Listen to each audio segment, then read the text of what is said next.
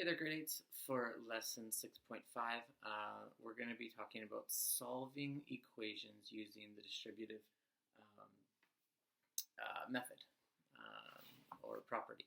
So in the last lesson, we talked about actually how to distribute out something that looks like this, where we have something in brackets with a variable, and then we have kind of a numerical coefficient type thing, and some type of a constant. But what we're actually doing now is when we actually have the value of the whole equation.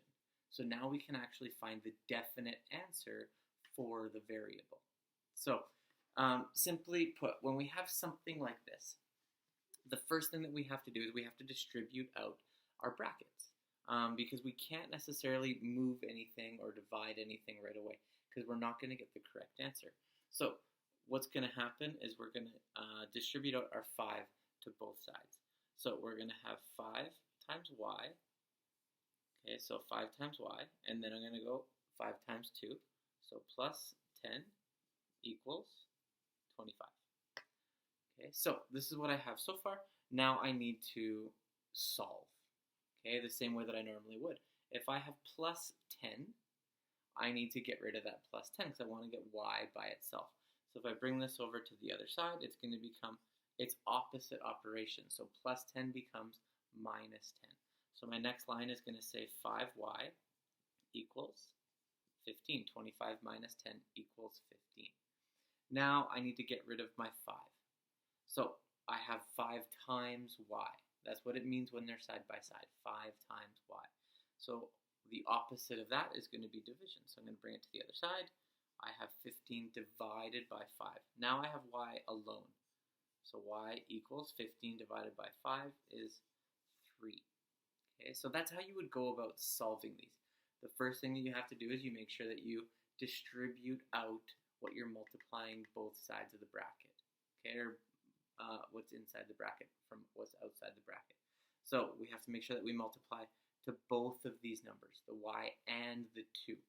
So then we get it broken down. So 5 times y plus 10 equals 15. So then I'm doing the same way that I've been solving my algebraic equations. I'm going to eliminate the plus 10 by making it minus 10. I'm going to eliminate the times 5 by making it divided by 5. And then that gives me what I have by myself. So now I can check it. So I can check it both ways. I can check it here and I can check it up here. So 5 times 3 is 15, plus 10 is 25. So that one works. Let's check this one. I have 3 plus 2 equals 5. 5 times 5 equals 25. So that works out. All right. On this board over here, I've got a couple examples. Pause the video, try these ones out just to make sure that you get it. And then as soon as you hit play again, I'm going to be solving these questions. So my next line is going to be 14. I'm going to distribute out my side equals 3x plus 12. All right. This is going to come to the other side, and it's going to be minus 12. So I'm going to get 2 equals 3x.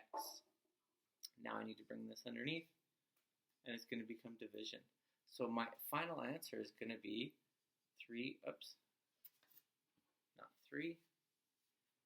2 over 3 equals x. Okay, so that's my answer for my first question. Now I'm going to go down to the second one. I'm going to distribute it out first. First thing I'm going to get is 3x plus 15 equals 36. I need to get rid of this positive 15. I'm going to bring it to the other side. It's going to become negative 15. So I subtract. Now I've got 3x equals 21. I'm going to take my times 3, and it's going to become divided by 3. Now I have x by itself, so I can figure out what x equals. X equals 21 divided by 3, which equals 7. I can go through and I can check those answers once again, just to make sure that the value actually works. Okay. Once again, make sure that you complete your Google form. You do your Math Makes Sense. You submit your Math Makes Sense to the Google assignment. If you have questions, send me a Hangout message. join the Zoom chat.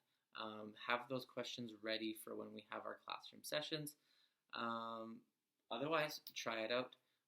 Good luck. Let me know if you have any problems.